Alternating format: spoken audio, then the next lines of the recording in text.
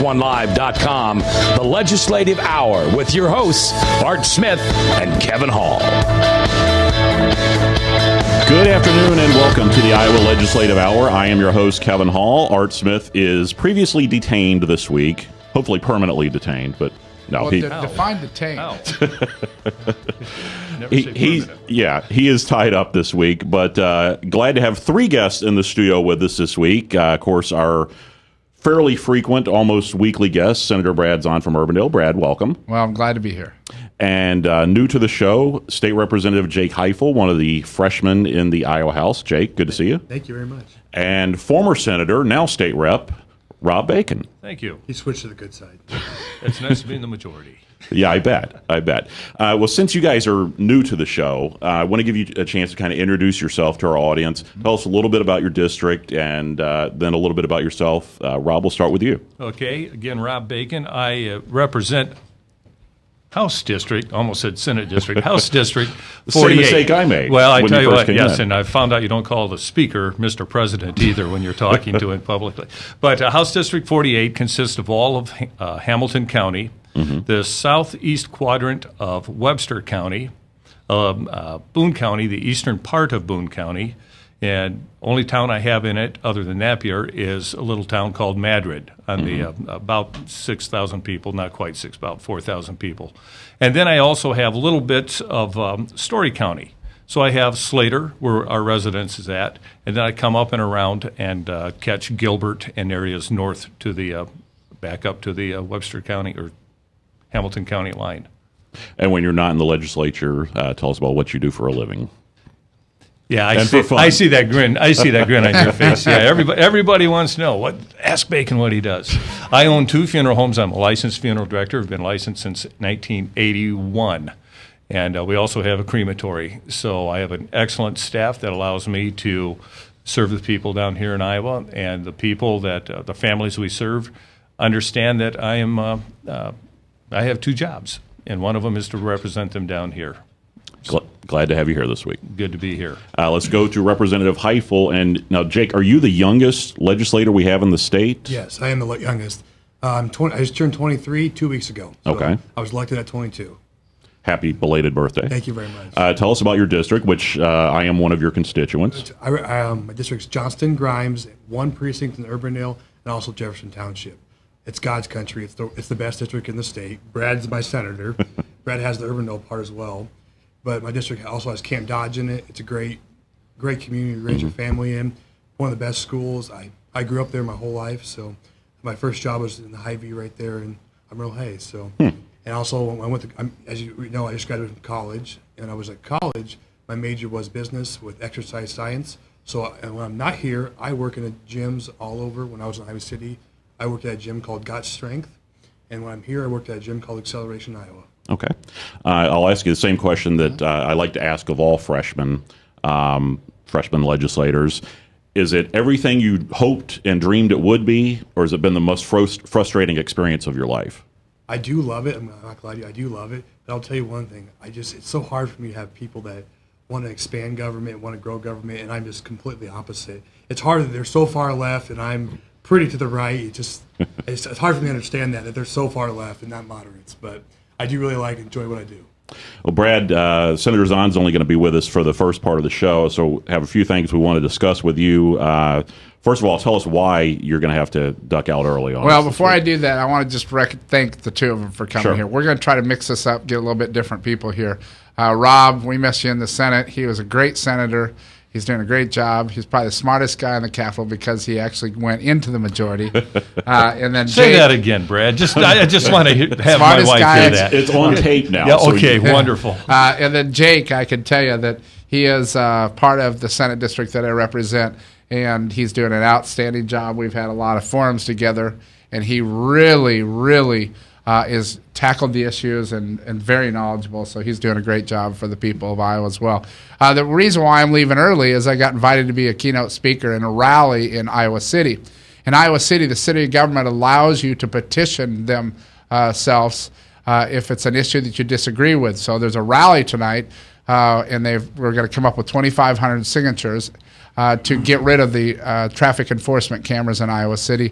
Typically, I wouldn't do that, but I figured if those people are working that hard, I'll make the trip over there, and that's what I'm going to do tonight. And Polk County residents got some unwelcome news this week for a lot of them. Really think these governments are out of control with these traffic enforcement cameras. What Polk County is doing is they're going one step farther. They're going to put the GATSO cameras in each squad car.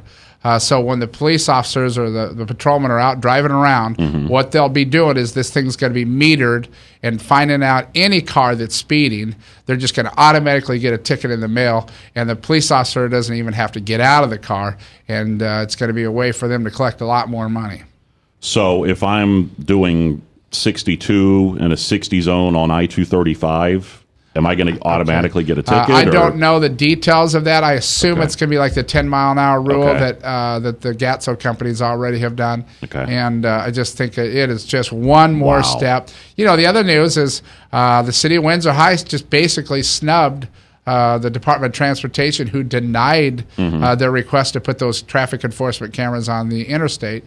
And they say they're going to go out there and do that. Now, I've been told two different versions, which I haven't gotten to the bottom, is that it's going to be that little car that they put out there, which is a violation of the interstate. They should not be able to park a car there on the interstate, or they're going to put in the traffic enforcement cameras on the bridge.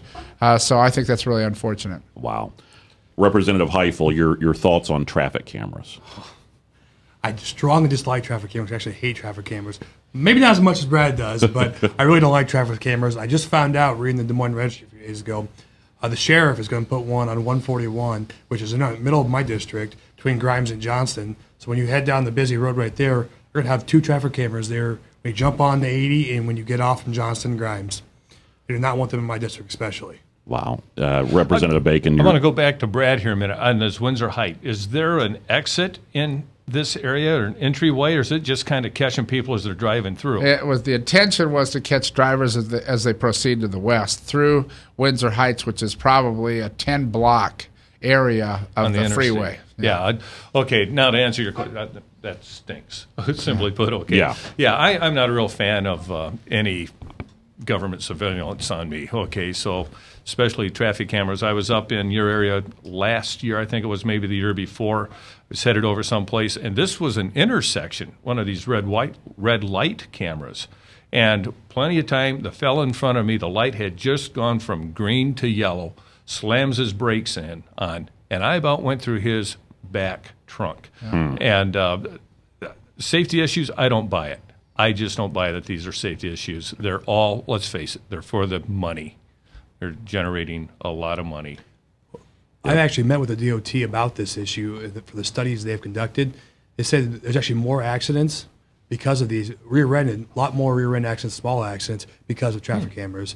Me, Walt Rogers, and John Lanen all met with DOT probably about a month ago talking about these cameras. Wow.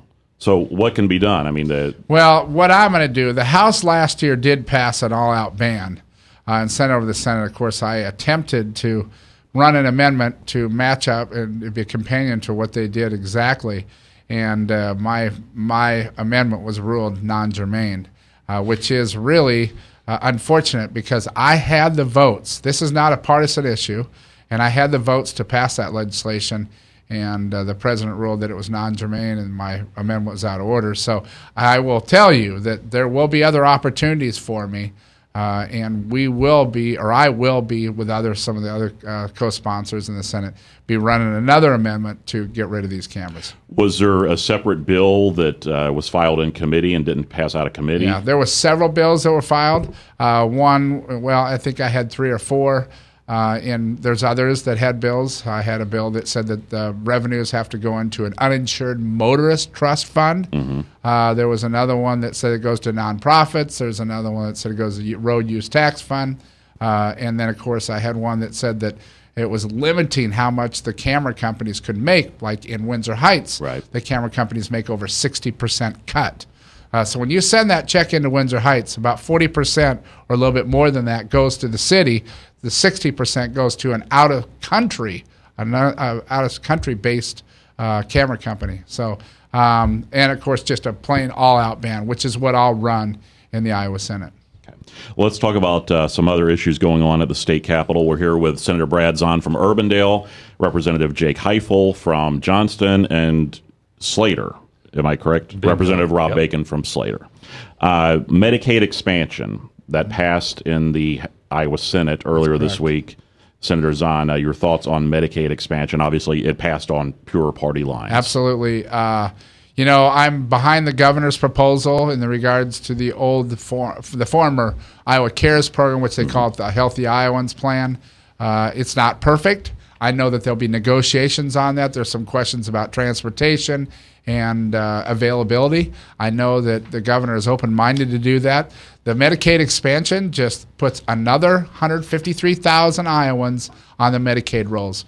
The argument was that, listen, the federal government's going to pay 100% of that for the first 3 years, and after that, 90%. Right. Well, we all know what happens during the debate. You know, Senator Whitford and others came out, and we definitely had a pretty heated debate and gave examples of when the federal government has promised that they would deliver on these programs and has failed to deliver. You know, if we ever send people to Washington, D.C., that'll try to balance a budget.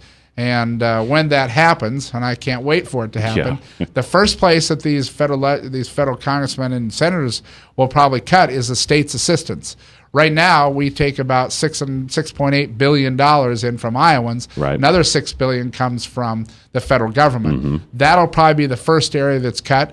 There was an amendment that was offered that said that if the federal government doesn't put in the monies that is expected, that we could sunset that program. Well, we could all look in Europe and see what's the reaction of people when you take away their benefits. There's no way. Yeah, they're saying we'll let you opt out after 3 years. There's no way that in 3 years, after you've already gotten these people on the rolls, that politically it could not be done. It just there's no way that that we would be able to opt out of that. It would just be a disaster. And so that's the reason why you know, I happened to be out of town and I missed that vote. But that's the reason why I was opposed and all of my colleagues were opposed.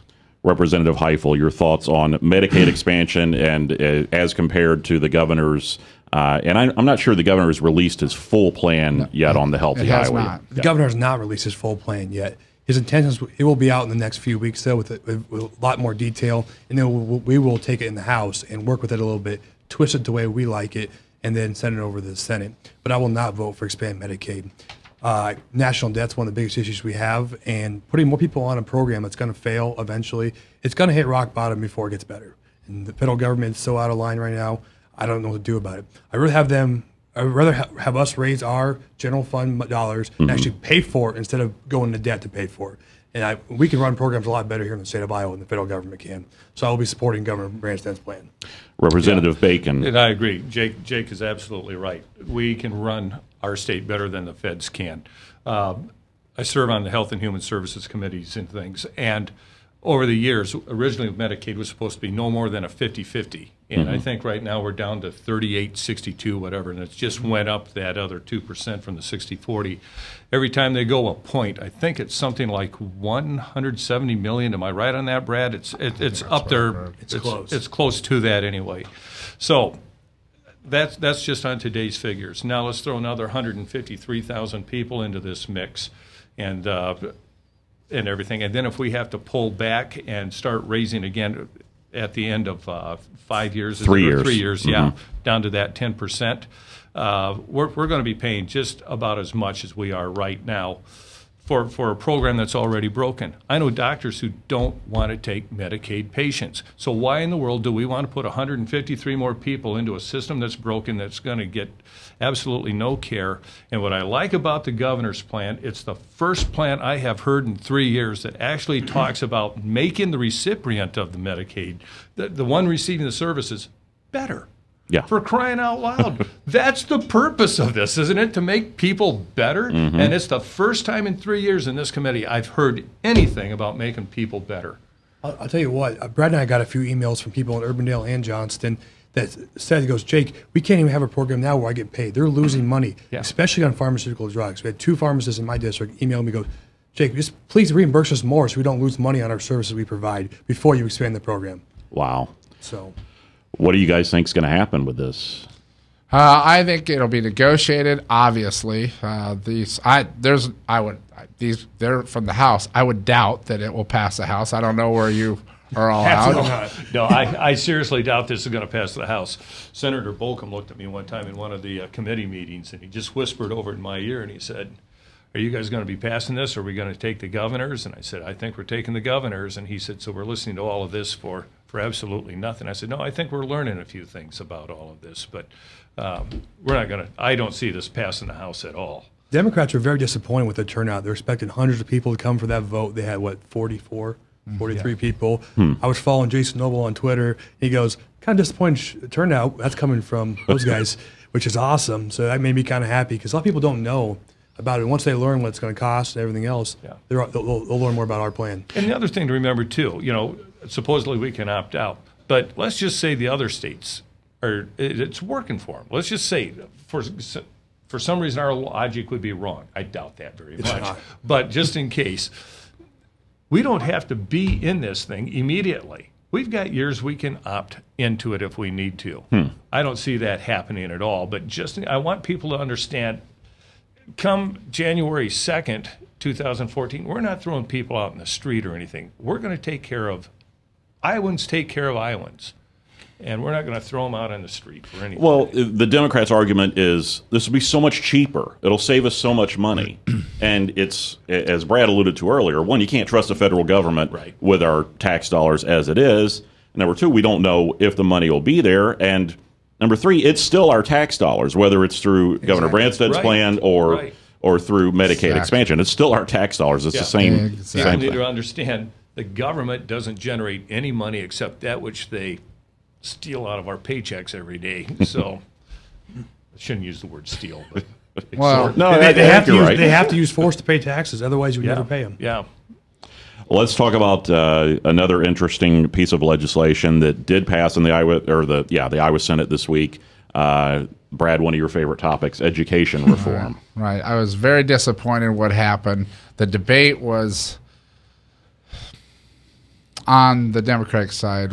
The floor manager was arrogant. He mistreated one of our members. Right, and this was Senator Cornbach and Amy Sinclair. Senator Sinclair. We offered a lot of great amendments. I'm very vocal on what I think we need to do with education. All the amendments, most of the amendments, were ruled non-germane. And what was very unfortunate, and I said this on the floor yesterday, it's because they didn't want to take a vote. They did not want to take a hard vote and find out where we are. There was a lot of benefits for teachers, and there was nothing in the Senate bill that will improve student performance. And until we have the conversation about the two key items to change the culture in our schools, we have the best teachers in the world in Iowa. We don't have a teacher's problem. The minimum standards that were passed doesn't even affect the school districts that we, the two of us, represent. We have got to have a conversation about two things. One is the broken curriculum that we're teaching our students, which is the core curriculum, with a new math, and the teaching methods that are being taught. We got to get back to phonics. And until we have that conversation, we're never going to be able to improve student performance. I mentioned on the floor, I had the opportunity to listen to Milton Freeman give his last public speech out in San Francisco at a conference I was at. And the question was asked is, what do we need to do to increase student performance in our schools? And he said there's only one way you could do this, and this was an amendment that was offered by some of my colleagues, and that is 100% scholarship. Let parents get more involved in deciding where they want to go to school. Listen, we represent public schools, and I'm not familiar with yours, Rob, but we represent Johnson Schools as one of the most highest performing schools in the state of Iowa based on their student performance. This bill would give 100% control to these parents to pick what schools they want to take their kids to. And unfortunately, they ruled that non-germane. We had other amendments out there in regards to following and grading the performance of the kids that were thrown out. And it's unfortunate that happened. And until we have these conversations, we're not going to have improvement in our schools. And so I was really disappointed in what happened in the Iowa Senate. Going back to the little brouhaha between Senator Cornbach and Senator Sinclair, because they got some media publicity, can you tell us what happened there? Well, what happened is she had an amendment on trying to measure student performance. This amendment wasn't a complicated, but as you probably could tell, some of these bills, you really need to have a law degree just to figure them out. And he got he challenged our rule on germaneness, and she really was in the code where the president could not rule that this was non-germane. Well, the president made a ruling, which was different than the previous rulings, that said it's germane to the issue, and it really upset him and said, okay, Senator Sinclair, let's go into the bill. And he asked her for a definition of a very complicated term. And she really, she explained what was going on, but he was trying to do a gotcha. Well, we could do that to every senator or representative in a bill about that. And, of course, Senator Shelgren got up and really lit into him and got called Rule 9 at least a couple times. But I just thought the arrogance of Senator Cornbach and the treatment of females, which I've seen happen in the past. Yes, this isn't the first time this year. Right. And so, I think it was unfortunate that it happened.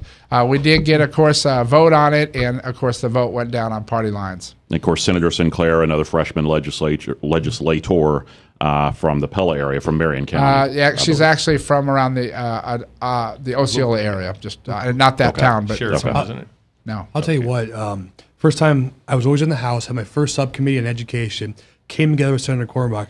Senator Cornbach got so angry. Never been over the Senate in my life. In the House, we're in the majority. We run up whatever bill we want, go over there. He got so angry over what we were doing. He stormed out of the middle of the subcommittee meeting. First time I met him, I just go, and I walked down and talked to Brad and Jack, and I'm like, is this real life? And apparently that's how he treats people and reacts to situations. Wow. Senator Bacon, we have the House has passed an education bill. The Senate has passed an education bill. Governor Branstad has his own bill. Which one is the best one, and what's going to happen with all three of these? I think the House has the best bill, obviously, or else we wouldn't have spent a lot of hours debating this and getting it done. It comes down to, and Brad's got it, he's absolutely right on this. Parents need to be able to choose where they want to send their kids to school. And if my school isn't offering the best classes for what I want my kids to have, or if they're offering some weird stuff, but this other class isn't, or school, I ought to be able to send my kid there, have the tax dollars follow that kid there, even if it's to a private school, parochial school. So that's, Brad's absolutely right on that. Have the dollars follow the kid on this. Go ahead. I think this governor's bill is a step in the right direction. I don't think the bill's perfect. I like the House bill a lot. It does a lot of good things. I do not think it's perfect, though. I agree with both of them exactly. We need to go that direction. I hope this is just a stepping stone. Next few years, we can get to that point. It's actually happening in New Orleans after Hurricane Katrina because they wiped out all the schools. So the private schools build up like that because they don't have regulations nearly as much. And now we're never going to go back. All the people down there said it's the greatest thing that's ever happened to our school system, everything like that. So that's hopefully one day we can get to that point.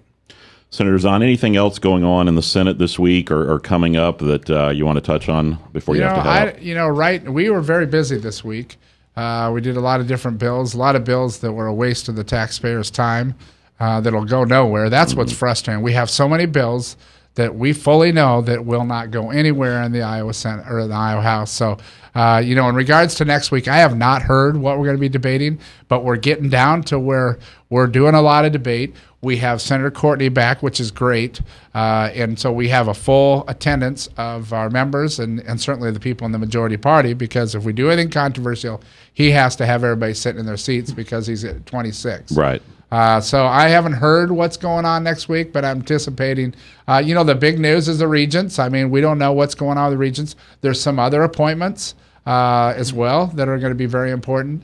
And I know that there's going to be legislation. The big news for next week for all of us is it's the third funnel date. Right. So next Friday, all the bills that are out, I assume will be busy, and you all will be busy. They have got to be shot out of one chamber to stay alive. Since you touched on the regents issue, of course, last week we went in depth about your opposition to Governor Branstad's three nominees. He says he's sticking behind them. I know he sent a letter, I believe, to all 50 senators. Craig Lang has done the same. Is your stance still the same? Or are you still in opposition? Well, I still believe in what I said in regards to sending, a message that I want to see more average, ordinary parents. I want them to have the appropriate background to make good decisions. Typically, business people have that. But I said at the same time, I reserve my right to change my vote. At this time, I can tell you that I'm open-minded. Okay. And it's not because of any political pressure or any donor calling me or anything like that. I certainly recognize what Robert Kramer has done for the Johnson School District, so I'm open-minded about him. And the other two, I'm really kind of undecided right now about what I'm going to do. Okay. You are watching and listening to the Iowa Legislative Hour. If you want to join the conversation, the number is 855-244-0077. Senator Zaun has to duck out of here, but Brad, we appreciate you coming by for the first half hour. It's an honor to be on your program. You're in good hands. I would love to see him tell a joke at the end of the program. Great joke. Not going to happen. Okay. Not going to happen. Oh, we'll corner him into something. Okay. We'll be back with Representative Highhill and Representative Bacon. You're watching the Iowa Legislative Hour on Webcast One Live. From the RE/MAX Real Estate Concept Studios, this is Webcast One Live. Drug and alcohol addiction slowly steals a person's identity, tearing away pieces of their life little by little until one day it seems like the hope of a happy future is gone and there's no chance of getting it back. Here at St. Gregory Retreat Centers, we can assure you that there is hope. Our unique approach to recovery begins with the understanding that the dysfunction and damage caused by addiction can be overcome, not just dealt with. Don't let another day go by. Call St. Gregory today.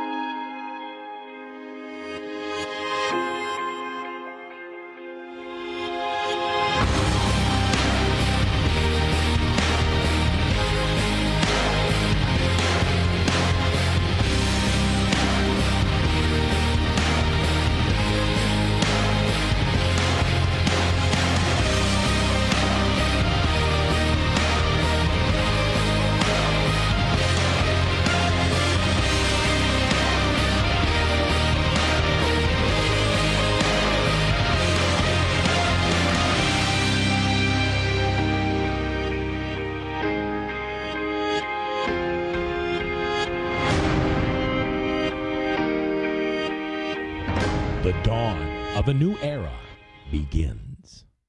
Well, hi, I'm Rob Spearman. I'm a broker-owner of RE/MAX Real Estate Concepts in Des Moines, Iowa. Give us a call if you're looking at buying or selling a home, or if you're having trouble on your mortgage payments or looking to purchase foreclosures. We have the agents to help you, experienced, outstanding agents. Our office number is 515-276-2872. Or if you'd like to look at homes, go to our website, homeconnectusa.com. Whether you're 10, 25, 50, 80 years old and beyond, everyone needs to live within their means. I'm Tom Coates with Consumer Credit of America. For almost a quarter of a century, we've helped people of all ages learn to manage their personal finances to benefit them far into the future. When problems arise, we've got the experience you need to make those debt problems go away. Got financial problems? Call Consumer Credit of America. From the RE/MAX Real Estate Concept Studios, this is Webcast One Live. And welcome back to the Iowa Legislative Hour. I am your host, Kevin Hall, and our guests this week are Representative Jake Highhill from Johnston and Representative Rob Bacon from Slater. Gentlemen, let's talk about something that 71% of Iowans are in favor of, but the Democratic Party, their elected leaders obviously are not, and that is voter ID. Okay. I know you've tried to get this passed in the House, and, well, you have passed it in the House, but it doesn't seem to be going anywhere. Do you understand the Democrat opposition to this bill? I have no idea as to why they would be opposed to making sure that the person who's voting is the right person who's voting. I have no idea as to why they would oppose that. Representative Highhill, your thoughts on voter I cannot ID? believe they're opposed to this. We ran this bill out of state government, and I was the vice chair of state government. We ran it out of there. Their arguments, every argument they had, we shot down. Oh, if you can't, for example, what if they can't afford ID? It's actually a free ID. If you just need an ID card, it's free at the DOT. You don't have to get not a driver's license, just a simple card that says who you are. Oh, let's say that you need help. Every example we had it. Well, here says that you can do this and that. So all their arguments are invalid. Every one of them voted no, though. One of the arguments that I have heard, Representative Writing, a fellow freshman, who a little bit older than you, though, even though you're the same. A young kid, yeah. Yeah.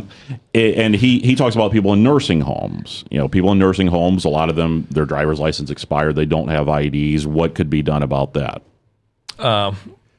We had a picture ID. It didn't even have to be that. It was down to, it could be a water bill saying you live here with a student ID. It could be, it goes fishing ID. It was so far out there that it was just a picture saying who you are with some kind of state ID. It could be a college ID, whatever it be.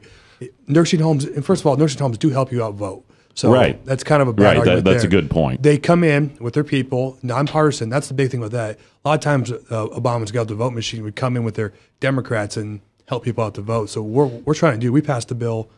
What's that last week? They really got down to this issue. What happens is we have nonpartisan people drive to those places. People work for the Polk County Auditor and say, "Here, we'll leave you in your privacy. You have 15, 20 minutes, whatever you need to fill the ballot out. If you need help, let us know." So that was an argument. We got rid of that argument really quick. My thought, too, the people say, oh, we can't get a photo ID to people.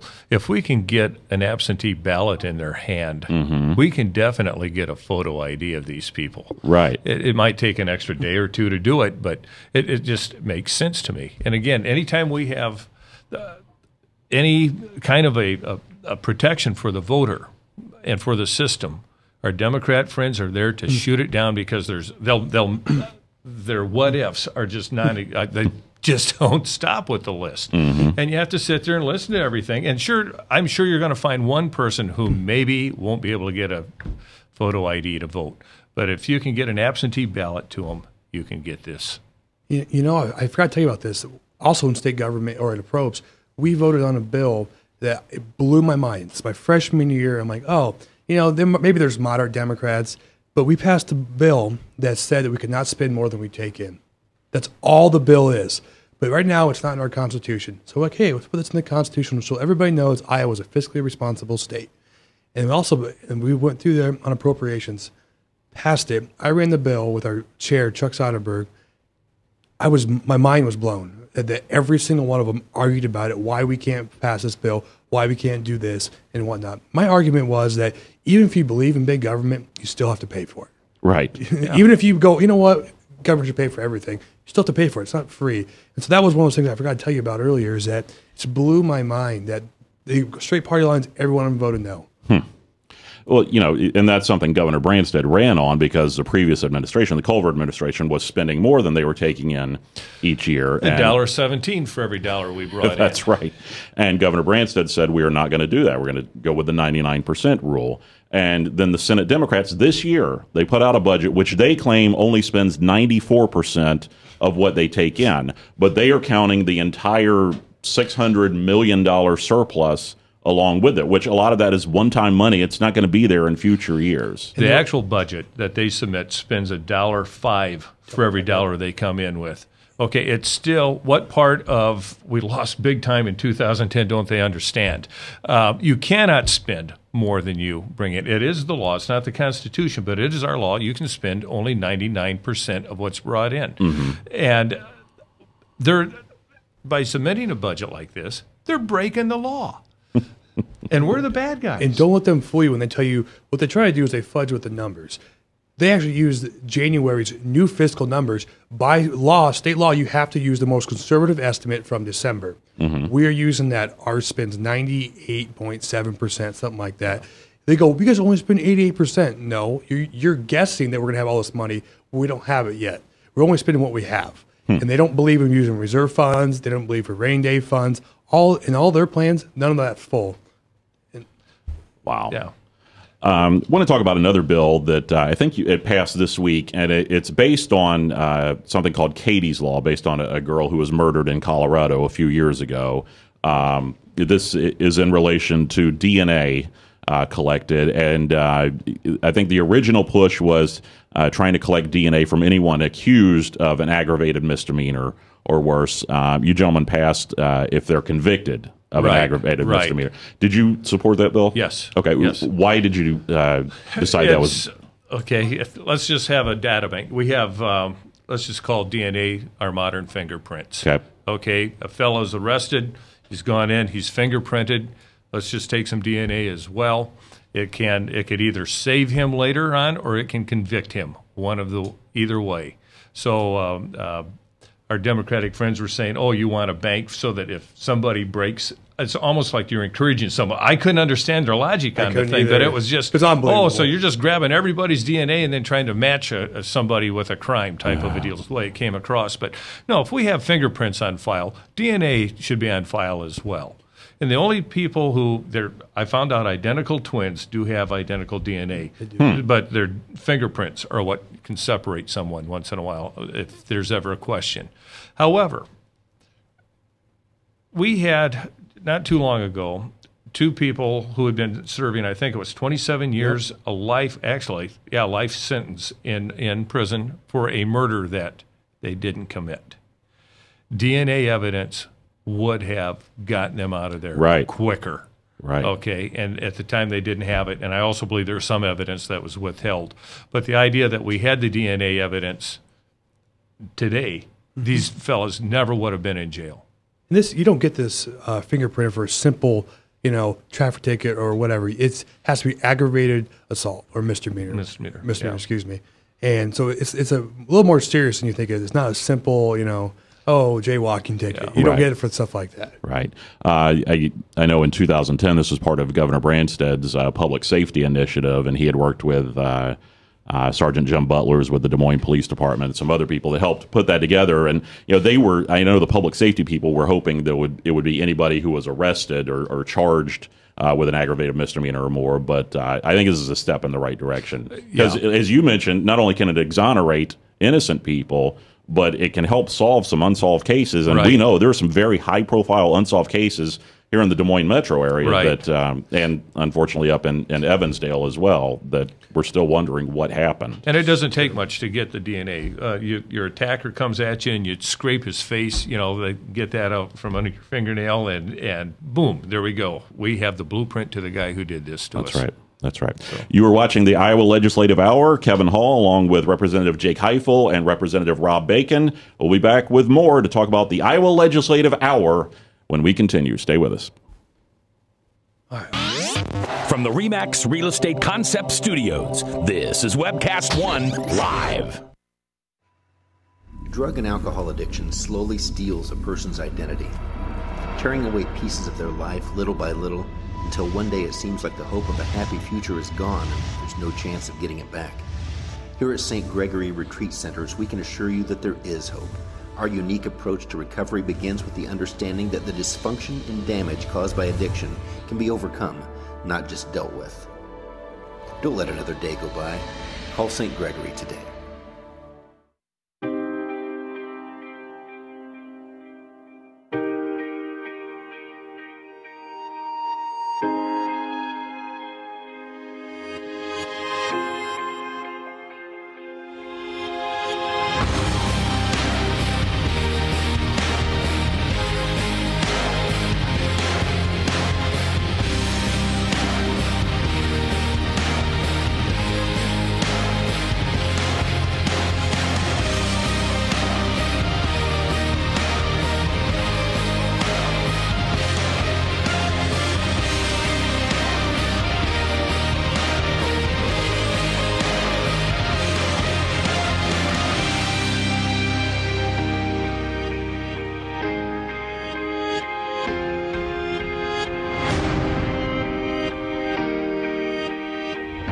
The dawn of a new era begins.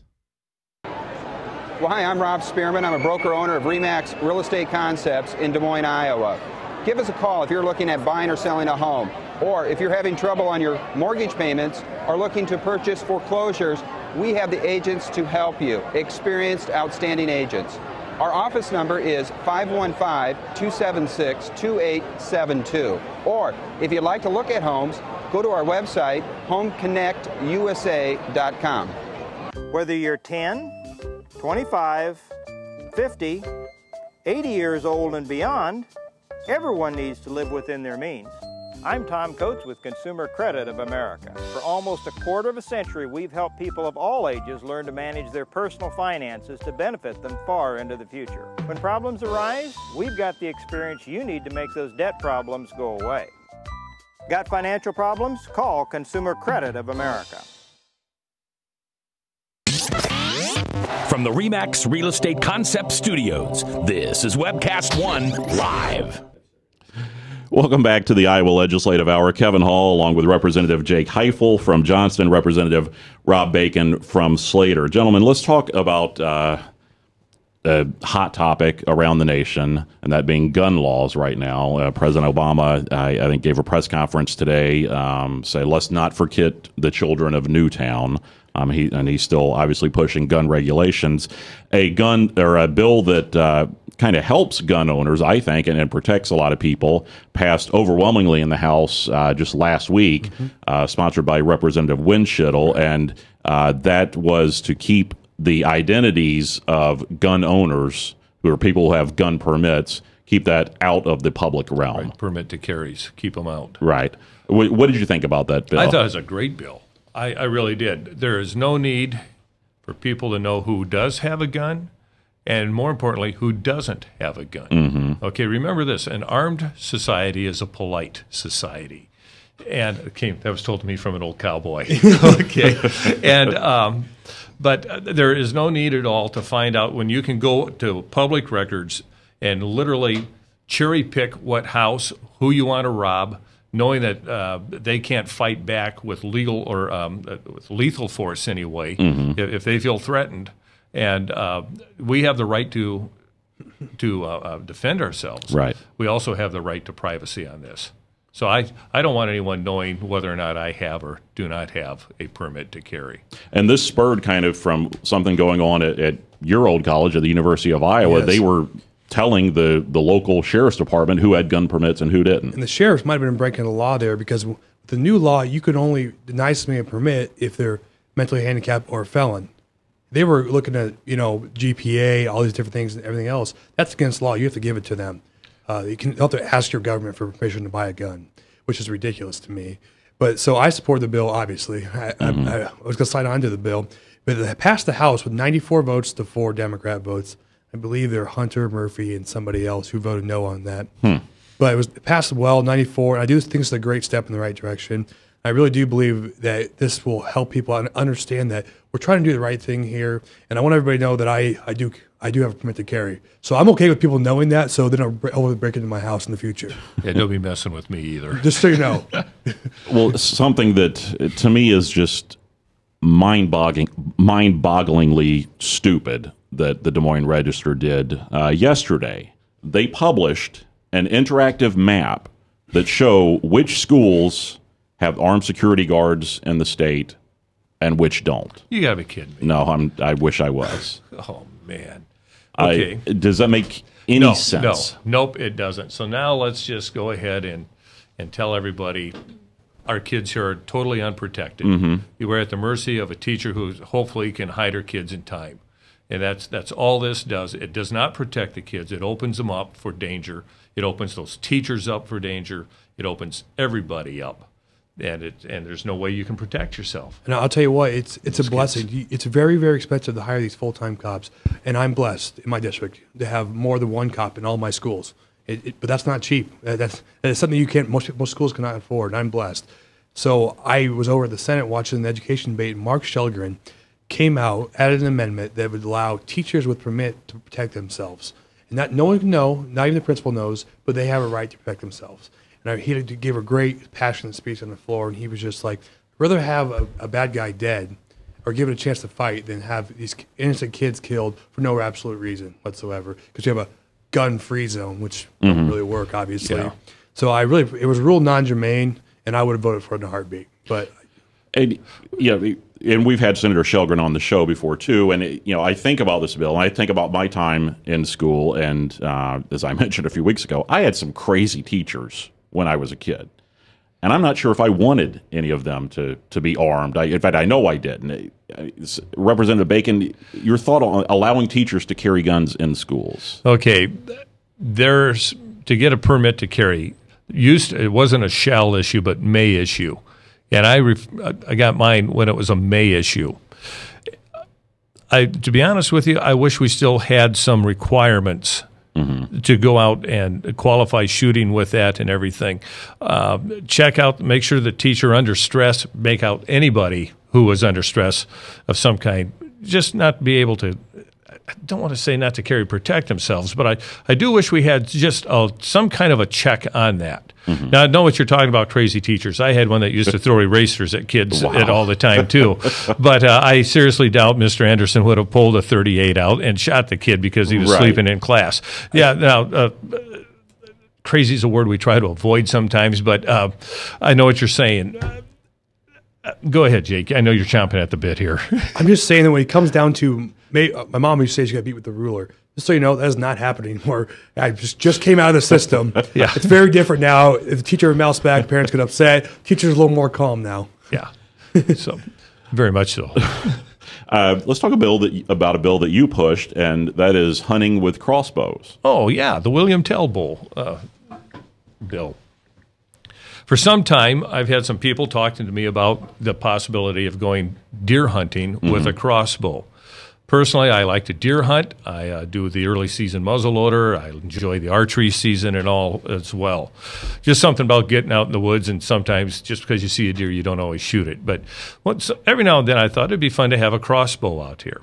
And the people who have a shoulder disability, or if you're older than 70, you can go ahead and get a crossbow and use that in the regular archery season. Well, I really don't want to use this in the regular archery season. I don't want to use a crossbow messing up the hunting for the early muzzle loaders, and definitely I don't want anybody out there with the shotgunners because you never know what they're going to be shooting at. Okay? Right. So there's a last season of muzzle loading for deer in Iowa. With that, we are allowed to harvest a deer with a muzzle loader, archery, or a handgun, as long as it's not a tapered bullet of any kind, straight cartridge. And I thought this would be a good spot to put on a crossbow hunt. So I talked to the the archery season, the Bow Hunters Association, their lobby, and they had some real hard issues with this at first. And we began to discuss the fact that, no, this is only to be after the archery season for that last muzzleloader. So they went to their group. Their group had no major heartburn with it. There are some purists who just hate crossbows. Okay.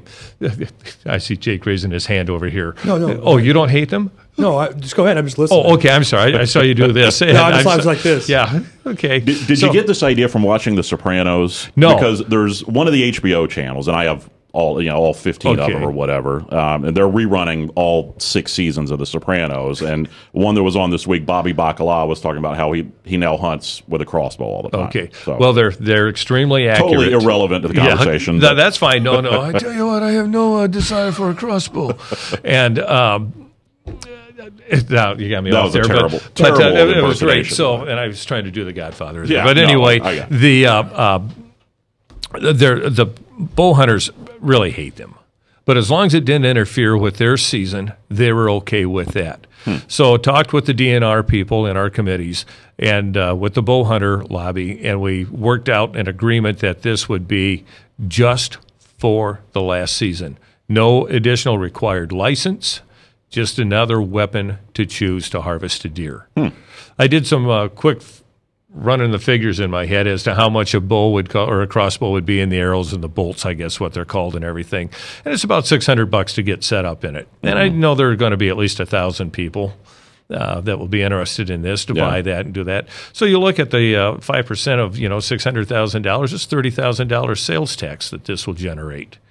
plus other stuff that comes along with it. So it's not a bad deal for the state. And, of course, it means I'll take one with the crossbow instead of the Suburban this summer or winter. And what's the status of the bill right now? It passed 99-0, I think, yesterday. We were missing one person in the House. Okay. And I was talking to Dick Dearden today. He saw me. He will be running the bill over in the House. I've been talking with him. In the Senate. I'm sorry, yes. Yeah, okay. From whence I came. And he saw me, and we talked a little bit. He said that they were going to run the bill through today. He was going to try to get it run through today as a committee on the whole, which means it's bypasses all the subcommittees, and next week they'll be able to debate it on the floor. He thinks it's going through. Interesting. So now, if we can get that through, now we just need to go down to the governor, and when he signs it, I can't give him a crossbow or a bolt, but I can give him an apple. Yeah. Oh, there you go. Representative Highhill, any legislation in particular that you're working on at this time? Actually, I'm working on to eliminate the capital gains bill here in the state of Iowa. I really do believe taxing savings, retirement, stock options is one of the worst ideas we could do going forward in the future. This is from people that my generation, they're not going to have Social Security, not going to have all these programs that were around for people that are older than me. So I do believe that trying to encourage people to save and invest in stocks and invest in 401k is the way to go. Because as you guys know, after January 1st, the federal tax rate went up for capital gains by 5%. So now with the state of Iowa tax and their tax is 28.9%. Wow. That's the top rate. For most people, it's about 24, 25. But I'll tell you what, that's a lot of pay on your savings, retirement, and stock options. So I'm going to file a bill. I'll get the fiscal notes soon and find out how much it's going to cost the state. But I really do believe this one a step in the right direction. I'll have the bill filed this summer sometime. All right. Interesting. That'd be good. We talking about savings with taxes and everything. I'm serving the Veterans Committee as well. And we, in the House anyway, and we've passed through a committee, a bill that if you are a retired veteran living in Iowa, your pension or retirement pay from the military will be exempt from Iowa tax as income tax. Now, if you have other 401s with other places you've worked, that will be taxable. But your military pay, retirement pay, will not be taxable. What we're trying to do is make sure that instead of retiring in Texas or Florida where there's no income tax, hey, come back to Iowa. We love you. And we've got great winters here. What's the status of that? What happened was we just passed it out subcommittee Wednesday. It's also part of Hy-V's. There's two capital gains bills there right now. The other one is a small business bill for, say, for example, when you retire, you own your barber shop. When you retire, you don't have a savings. You sell your business. That's your retirement. So we're trying to have a small business bill like that. We're taking steps in that direction right now. Chris Hagenow passed the bill out of subcommittee Tuesday. It'll be in Ways and Means. Probably next week, Monday or Tuesday. Interesting. Yeah, and I know this bill that I was talking about was read into the Journal. I don't know when that will become up for debate. And I mean, my feeling is we can't do enough for our veterans. So I think that's a great piece I tell of you legislation. what, you and I have the right to sit here and speak today. That's right. Because these guys, and there are those who know the cost of freedom. Absolutely. Absolutely. And I'll tell you what, I'm Thank blessed. God I have Camp Dodge in my district. Right. I went out to meet General Orr and the captain, and I'll tell you what an upstanding person he is. He leads that state. Everybody loves him, up and respect for him. He gave a speech to us as well. But I went out there, a beautiful facility, very fiscally responsible. Instead of cutting people off during this military times, he is taking his own pay, stealing, everything like that. He's just doing the greatest things possible for our troops. And he asked for very little in our budget, too, and we gave everything he asked for. Wow. Something that's been debated the last few legislative sessions and really hasn't gotten anywhere is property tax reform. Are we going to see anything done this year? Boy, I want to say, I sure hope so. Go ahead, Jake, you're on that. I actually was assigned to the bill in subcommittee. The bill is a very modest bill. It's not. I want more. Okay, I'm gonna be honest. I want a lot more, but we'll do some good things. I'll roll back commercial and industrial property tax by 20% for 4 years. We backfill it for 4 years, and then we cap it. But also, one thing about that is if we do not do something now, because trust me, we want a complete rollback for all commercial property, residential, and everything else. So what we're going to do is we're going to cap the growth of residential because 2%. 2%. We're going to cap the growth at 2% because we do not do that in the upcoming years because of the fact that residential is tied to agriculture. What will happen is it will shoot up about 17, 18% in the next 5 or 6 years because land prices for farming is going up so much. So right now, we're going to cap it. I know it's not everything we want. I know it's not a huge cut, but it's for sure going to stop the growth, and it for sure will help out bring business to the state of Iowa. What's going to happen with that in the Senate? Well, hopefully, we're trying to stack up our chips right now. We have passed income tax reform, which is huge. Yes. We passed, we have a few capital gain bills out there, and we also have the property tax bills, and we'll have those stacked up, and they'll have their Medicaid stuff right here, and probably more tax increases because that's what they have to do. Right. So, and Speaker Paulson, Majority Leader Upmeyer will get together with the appropriations chairs, Chuck Soderberg, and I'm not sure who's in the Senate actually, but they will come together with Majority Leader Gronstel and figure everything out. See what we can get done this year. And if we have to go home, if we stay here a little bit longer, that's fine. I don't want to, but. Well, Jake, my first year, we didn't get out until June 30th at 4 o'clock. Wow. And as I was leaving, I got a phone call from one of the news reporters, and he said, Senator Bacon, what does it feel like? And I said, I feel like a 5th grade kid getting out of school for the summer. It was wonderful. But an abbreviated summer at that. Yeah, that it was. Thank goodness we didn't have a campaign that year. So, yeah. If you could pass one piece of legislation, one ideal bill this year, what would that be for you? Oh, that's a good question. I thought it was all going to be softball That's why questions I get the big here. bucks. Yeah, okay, you too, huh? I seriously, I think it would come down to property tax reform. That would be one of them, and the other is mental health financing. That would, seriously, I wish we had a magic wand for mental health. The more I'm involved with this, the more complicated it is. There's no easy answer. Yeah. It's always going to be a work in progress, and the magic wand would be to cure all of everybody, but that's not the case. But I think we need to not necessarily put more money into it, but look how we can effectively deliver services that make a difference to these people, the people that are needing that. So that would be my magic wand bill. All right. Representative Highhill, same question. If you could pass one bill, your ideal piece of legislation this year, what would that be? Completely get rid of the income tax in the state of Iowa. Good one. The reason I would say that is because I really do believe that would put us at a great competitive advantage with other states around here. And if we do have that, we have that going forward. Yes, it'll cut about 1.7, 1.8 billion from the budget, but I really do we can outgrow that. I believe if we get rid of the income tax, in a few years we'll outgrow that like nothing, and I believe that will help out. Yeah, and you've got the facts and figures behind you, the history that whenever the taxes are taken away, it comes up. Look at Florida. Right. People move there because there's no income tax, no capital gains, and they just rock it. And granted, it's a little warmer there, but I'll tell you one they've thing. got humidity too. Oh man, big guys sweat. You don't want that. But I'll tell you, that's one bill I would completely do, and I would love to do that.